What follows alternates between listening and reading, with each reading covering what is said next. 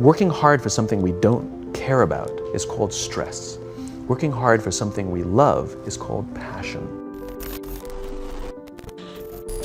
I think one of the mistakes that people make is they think purpose comes from their job. I've been a whatever for so many years, and when then I lose my job or I retire, I now don't have a sense of purpose because I so closely associated my self-worth with the job that I did. I knew what my job was, I had a sense of purpose. And one wonders if those things are conflated, right? Which is, I had a sense of purpose for my job, but then when I didn't have the job, all of a sudden I woke up in the morning, didn't know what to do. The purpose is not your MOS. Your purpose is not you're a saw gunner. Your purpose is not the job that you wake up to do every day. Your purpose is something bigger. I have 5 little rules that you can follow as you find your spark and bring your spark to life. The first is to go after the things that you want. Let me tell you a story. So a friend of mine and I, we went for a run in Central Park. The Roadrunners organization, on the weekends, they host races. And it's very common at the end of the race, they'll have a sponsor who will give away something, apples or bagels or something. And on this particular day, when we got to the end of the run, there were some free bagels. And they had picnic tables set up, and on one side was a group of volunteers. On the table were boxes of bagels, and on the other side was a long line of runners waiting to get their free bagel. So I said to my friend, let's get a bagel. And he looked at me and said, the line's too long. And I said, free bagel. And he said, I don't want to wait in line. And I was like, free bagel. And he says, nah, it's too long. And that's when I realized that there's 2 ways to see the world. Some people see the thing that they want, and some people see the thing that prevents them from getting the thing that they want. I could only see the bagels. He could only see the line. Because the rule is, you can go after whatever you want. You just cannot deny anyone else to go after whatever they want. You don't have to do it the way everybody else has done it. You can do it your way. You can break the rules. You just can't get in the way of somebody else getting what they want. Rule number 2. In the 18th century, there was something that spread across Europe and eventually made its way to America called puerperal fever, also known as the Black Death of childbed. Basically what was happening is women were giving birth and they would die within 48 hours after giving birth. This Black Death of childbirth was the ravage of Europe, and it got worse and worse and worse over the course of over a century. And these doctors and men of science wanted to study and try and find the reason for this Black Death of childbed, and so they got to work studying, and they would study the corpses of the women who had died.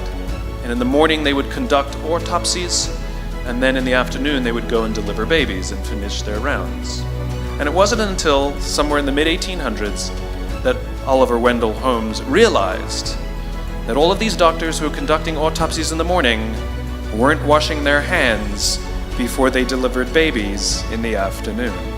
And he pointed it out and said, guys, you're the problem. And they ignored him and called him crazy for 30 years, until finally somebody realized that if they simply washed their hands, it would go away. And that's exactly what happened. When they started sterilizing their instruments and washing their hands, the Black Death of childbed disappeared. The lesson here is, sometimes you're the problem. Take accountability for your actions. You can take all the credit in the world for the things that you do right, as long as you also take responsibility for the things you do wrong. It must be a balanced equation. You don't get it one way and not the other.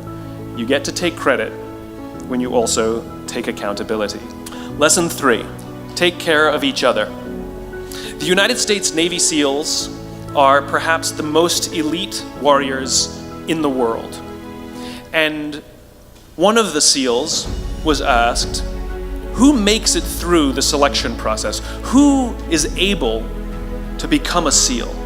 And his answer was, I can't tell you the kind of person that becomes a SEAL. I can't tell you the kind of person that makes it through BUD/S, but I can tell you the kind of people who don't become SEALs.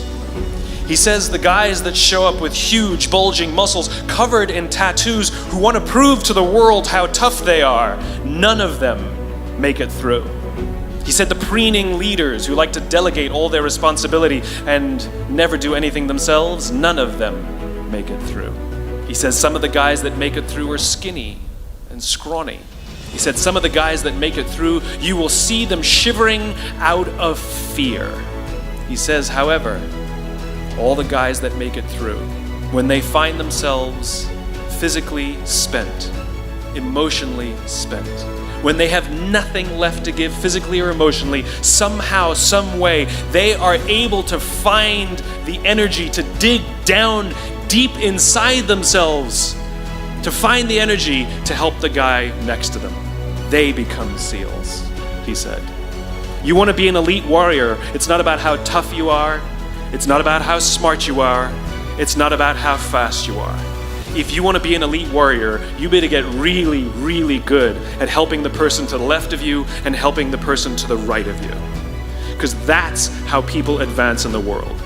The world is too dangerous and the world is too difficult for you to think that you can do these things alone. If you find your spark, I commend you. Now, who are you going to ask for help, and when are you going to accept help when it's offered? Learn that skill. Learn by practicing helping each other. It'll be the single most valuable thing you ever learn in your entire life, to accept help when it's offered and to ask for it when you know that you can't do it. The amazing thing is, when you learn to ask for help, you'll discover that there are people all around you who've always wanted to help you. They just didn't think you needed it because you kept pretending that you had everything under control. And the minute you say, I don't know what I'm doing, I'm stuck, I'm scared, I don't think I can do this, you will find that lots of people who love you will rush in and take care of you. But that'll only happen if you learn to take care of them first. Lesson 4. Nelson Mandela is a particularly special case study in the leadership world because he is universally regarded as a great leader. You can take other personalities, and depending on the nation you go to, we have different opinions about other personalities. But Nelson Mandela across the world is universally regarded as a great leader. And he was asked one day, how did you learn to be a great leader? And he responded that he would go with his father to tribal meetings. And he remembers two things when his father would meet with other elders.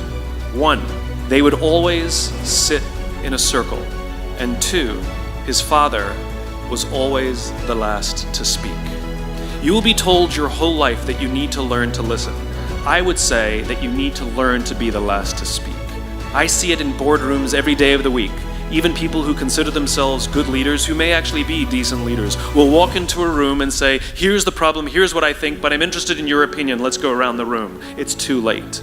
The skill to hold your opinions to yourself until everyone has spoken does two things. One, it gives everybody else the feeling that they have been heard. It gives everyone else the ability to feel that they have contributed. And two, you get the benefit of hearing what everybody else has to think before you render your opinion. To keep your opinions to yourself. If you agree with somebody, don't nod yes.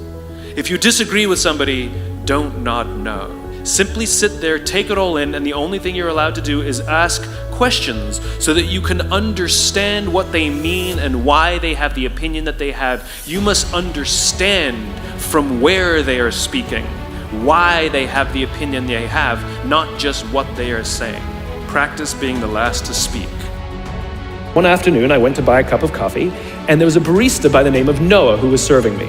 Noah was fantastic. He was friendly and fun, and he was engaging with me, and I had so much fun buying a cup of coffee, I actually think I gave 100% tip, right? He was wonderful. So as is my nature, I asked Noah, do you like your job? And without skipping a beat, Noah says, I love my job. And so I followed up. I said, what is it that the Four Seasons is doing that would make you say to me, I love my job?